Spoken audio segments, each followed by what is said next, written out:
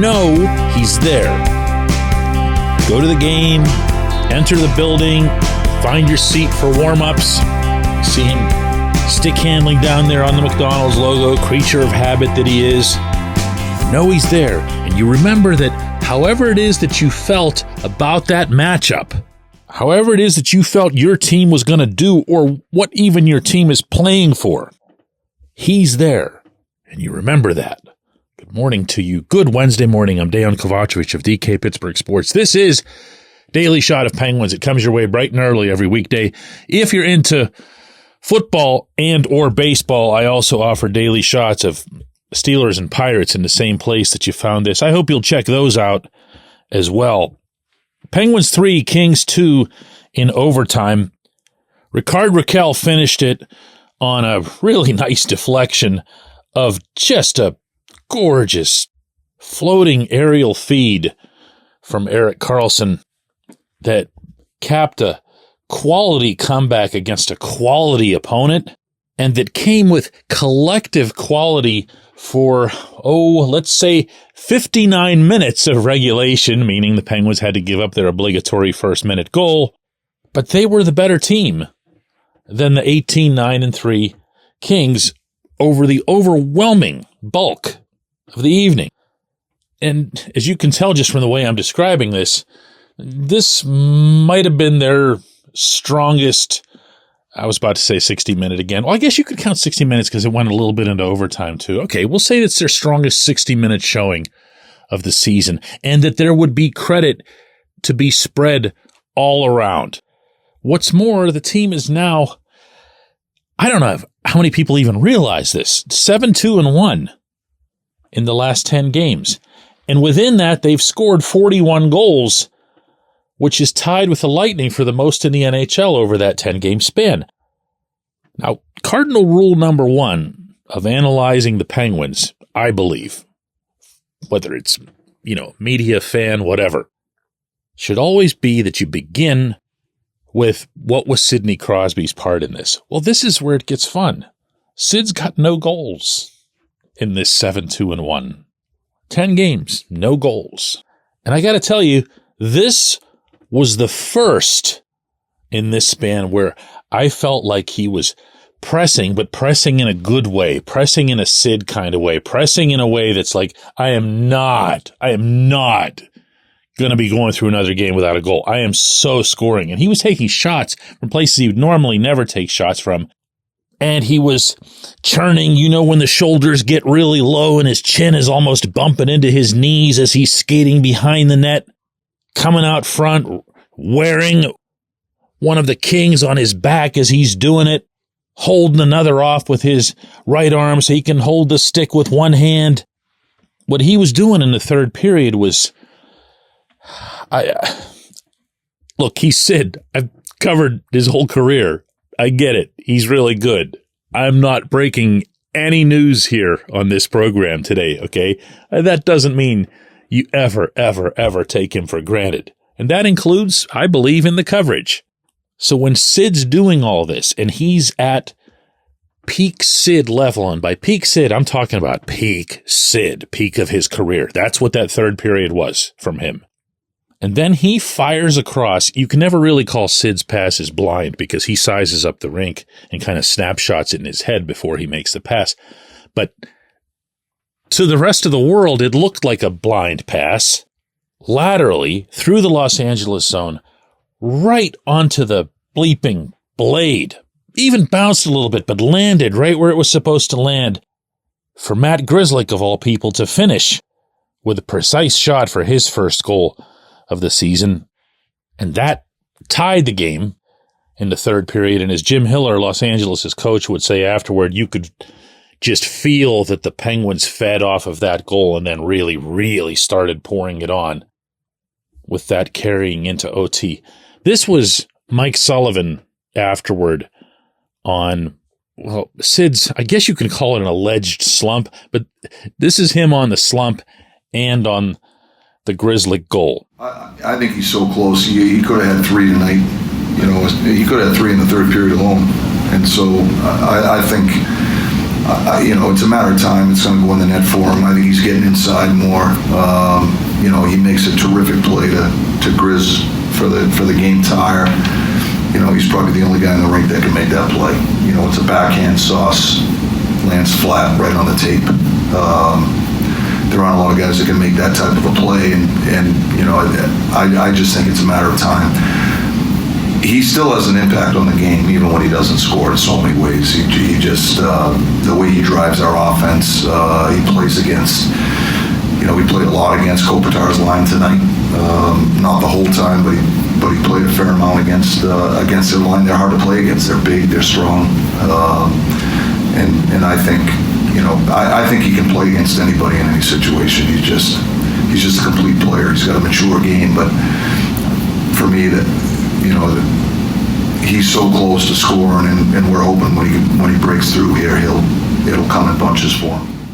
That's great stuff. And Sid's teammates, he wasn't in the room. He tends to do that when he feels other people deserve the spotlight, and they did. He'll purposely bug out of there to make sure that those guys get the proper attention.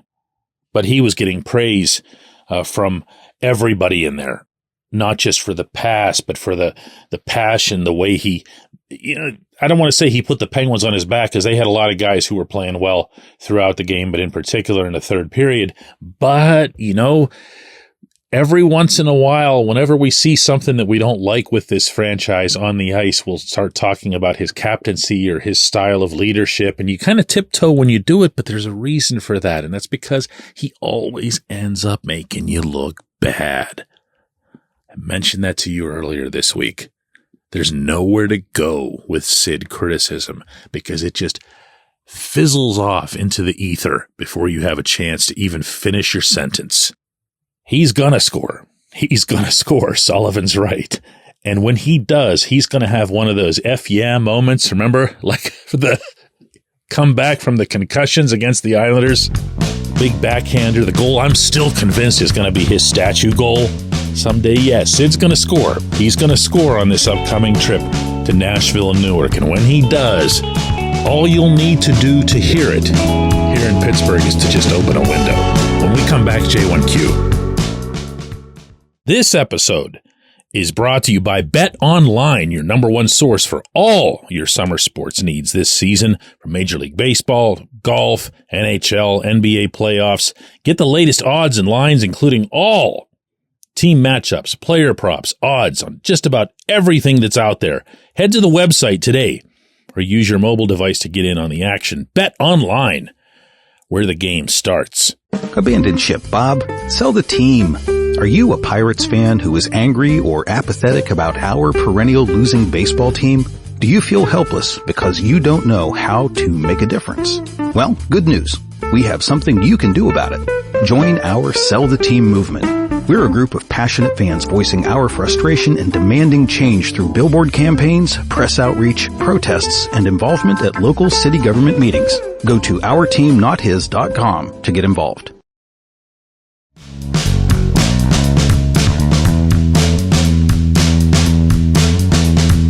Today's J1Q comes from Steven, who says, DK, might they actually be practicing some 3-on-3, unlike last year?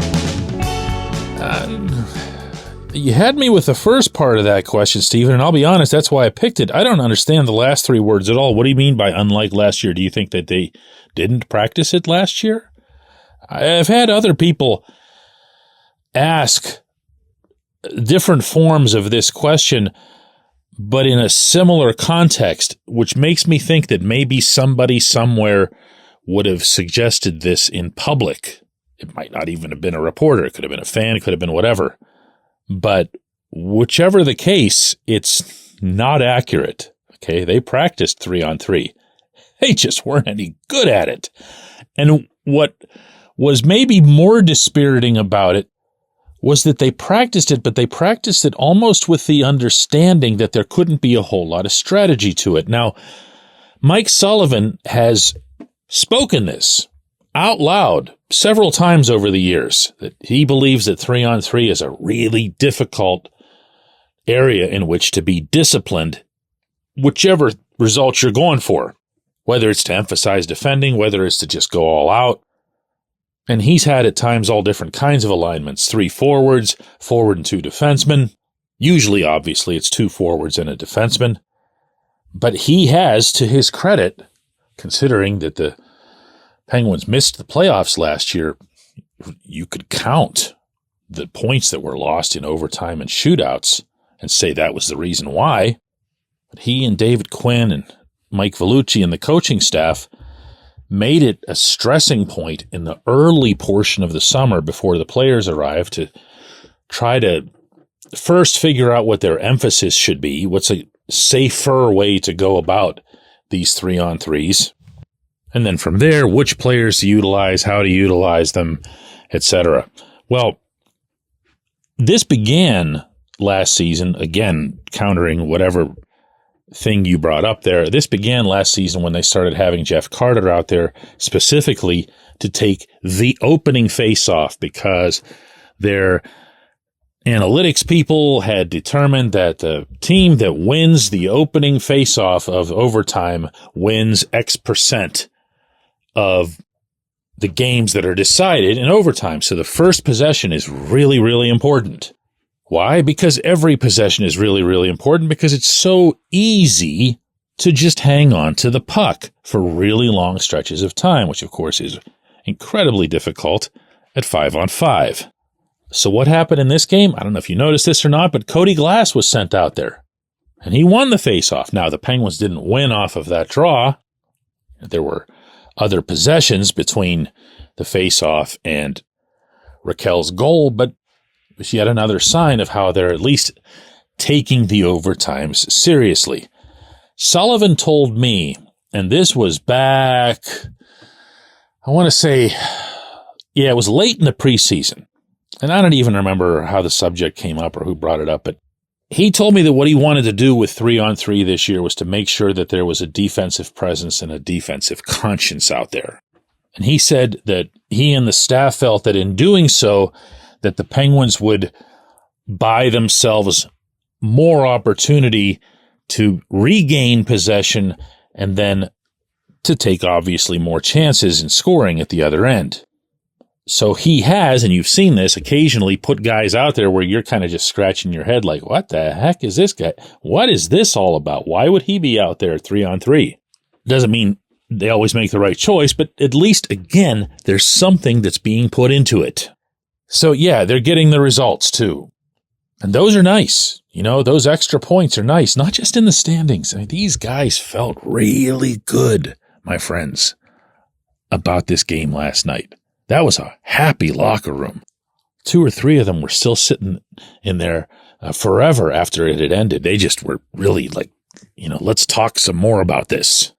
That's cool. That's cool. They're feeling good, and they should.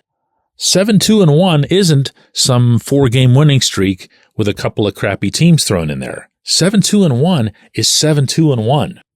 Tied for most goals in the league in that span is tied for the most goals in the league in that span. There's something there. I don't know what, but it's not nothing. And a couple weeks ago, it was nothing. So take it. I appreciate the question. I appreciate everybody who listens to Daily Shot of Penguins. You can tell I had fun last night too. It's good to see some long faces not being long in that little world. Let's do it again tomorrow.